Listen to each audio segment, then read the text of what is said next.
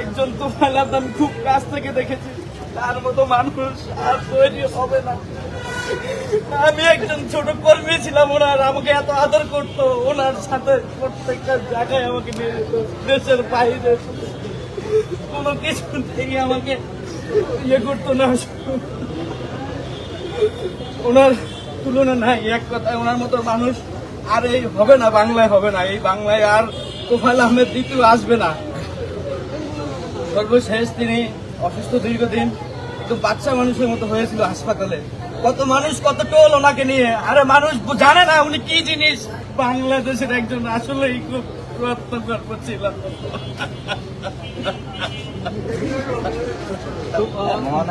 কিছুদিন আগে নিজেকে একদম পুরোপুরি সেন্স ফিরে আসলো, সবাইকে চিনে, সবাই কথা বলে, সবাইকে চিনে, সবাই যে যায় বলে যে অমুক ঘড়ির টাইম দেখে বলে কয়টা বাজে, 3টা বাজে। এতটা জ্ঞান আল্লাহ দিয়েছে ওনাকে।